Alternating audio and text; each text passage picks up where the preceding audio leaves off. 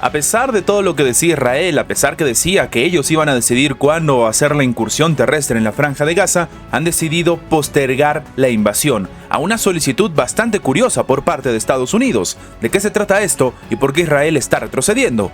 Vamos a comentarlo.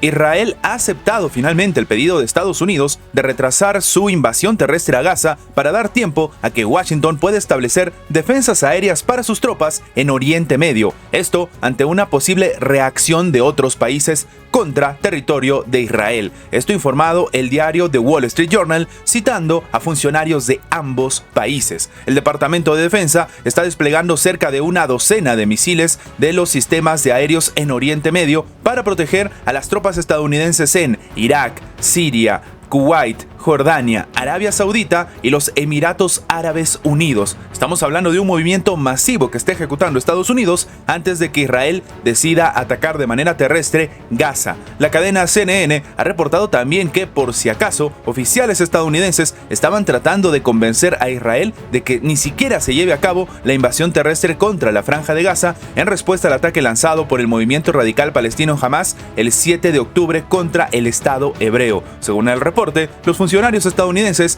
desaconsejaron a las fuerzas de la defensa de Israel una contrainvasión por temor a que pudiera poner en peligro a los rehenes, a los civiles y además inflamar aún más las tensiones en la región. Además de todo esto, Estados Unidos le ha dicho a Israel que debe realizar más ataques aéreos de precisión y desplegar una cantidad significativa de poder naval en Oriente Medio, como ha hecho el propio gobierno estadounidense, que ha incluido 2 portaaviones, sus barcos de apoyo y unos 2.000 Marines. Ahora, las hostilidades están llegando a un nivel tan inesperado que Estados Unidos tiene que generar esta suerte de escudo protector, por así decirlo, para la propia administración de Israel, que de momento se ha tenido que morder la lengua con estas situaciones que salía al frente a decir no solamente el propio Benjamín Netanyahu, sino otros cargos importantes dentro del gobierno israelí que decían que ellos iban a tomar la decisión de cuándo y dónde y cómo iban a iniciar la incursión terrestre en Gaza. Pues aparentemente los análisis o los estudios que ha realizado Estados Unidos indicarían que si Israel termina ejecutando esta situación, podríamos hablar de una tensión que se va a salir completamente de las manos. Josep Borrell, el máximo representante de la política exterior de Europa, acaba de salir al frente a decir que Ucrania va a rendirse.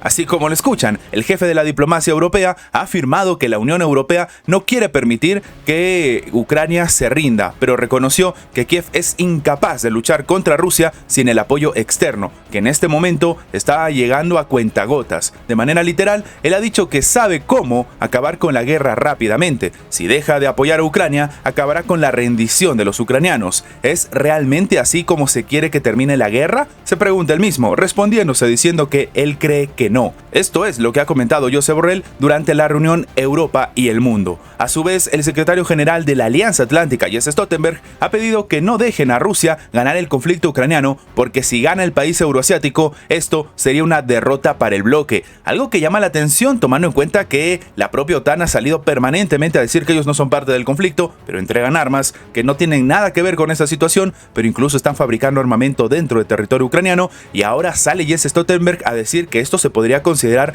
una derrota para la propia OTAN. Si se supone que no son parte del conflicto, ¿de qué derrota estaríamos hablando? Anteriormente, el presidente ruso Vladimir Putin ha declarado que Ucrania aguantaría una semana solamente si se le cortaban los suministros militares. De acuerdo con el mandatario ruso, tanto la economía ucraniana como la de sus fuerzas armadas no puede existir sin las intervenciones exteriores. Y esto también sería una suerte de estrategia por parte de Vladimir Putin, porque decir esto es avivar la llama para que precisamente Occidente le siga enviando armamento a Ucrania. ¿Por qué estaría buscando esto la administración rusa? Aparentemente existen ciertas estrategias o ciertas perspectivas que empiezan a tomar forma en la geopolítica actual. De hecho, algunos se han animado a decir que Rusia está viendo muy positivamente los envíos de armas de Occidente a Ucrania, porque lo único que estaría sucediendo es que se genera un desgaste generalizado en esta parte del mundo, mientras somos testigos de otros conflictos que están al rojo vivo, no solamente en Oriente Medio, sino en Asia, como ya hemos comentado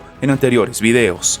Israel habría utilizado fósforo blanco en los ataques contra la Franja de Gaza. Esto ha declarado el observador permanente de Palestina ante la Organización de las Naciones Unidas en Ginebra, Ibrahim Kraishi. El mismo dice que Israel entonces utilizó fósforo blanco durante sus ataques contra Gaza, lo que también habría sido comprobado por el Human Rights Watch, según ha afirmado Ibrahim ante la prensa. El 13 de octubre, la Organización de los Derechos Humanos Human Rights Watch había comunicado que el ejército israelí usó municiones con fósforo blanco, la cual ha sido prohibida por convenciones internacionales en los ataques contra Líbano y la Franja de Gaza los días 10 y 11 de octubre. Anteriormente, el Ministerio de Exteriores de Palestina también informó del uso de este tipo de elementos por Israel. Sin embargo, por su parte, el portavoz de la Organización de las Naciones Unidas, Stefan Dujarric, comunicó que la organización no ha recibido ningún informe sobre el uso por Israel de este tipo de municiones, es decir, que básicamente recién le están comentando este tipo de denuncia. A su vez, el portavoz del Departamento de Estado de Estados Unidos, Matthew Miller, había declarado el 19 de octubre que Washington carece de pruebas de que las tropas de Israel estén utilizando fósforo blanco en sus ataques. ¿Pero qué es este elemento? El fósforo blanco es caracterizado químicamente como P4. Es un elemento altamente radioactivo e inflamable que se quema espontáneamente al exponerse al aire. También puede provocar quemaduras graves al entrar en contacto con la piel. El pasado 7 de octubre,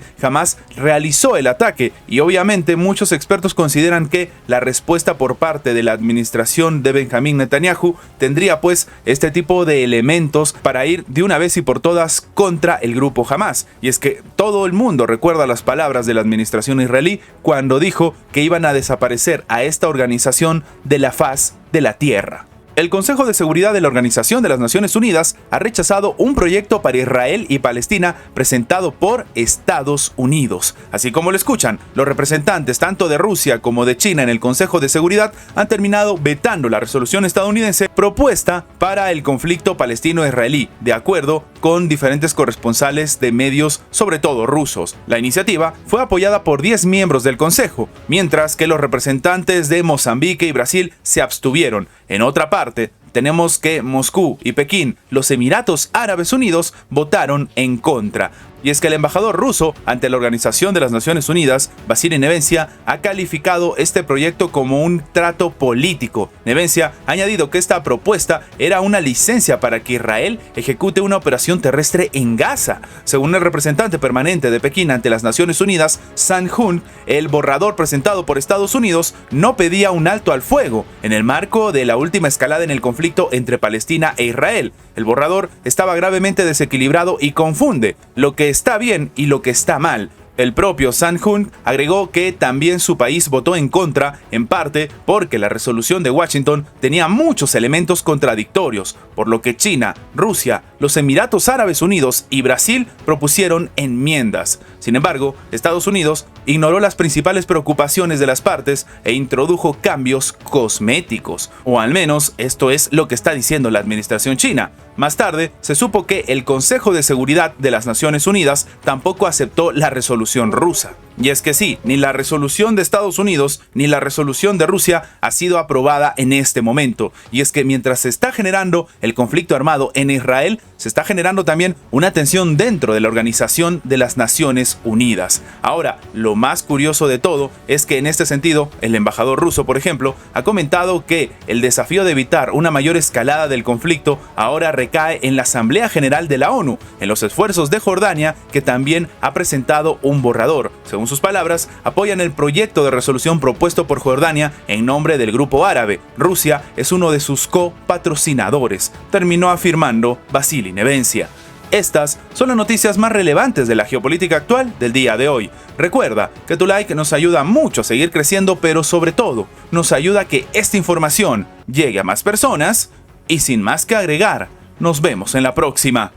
Antes de terminar con el video, queremos agradecer a toda la gente que se ha hecho miembro del canal, que nos ayudan a mantener vigente este proyecto, a seguir adelante y, como siempre digo, vamos por más.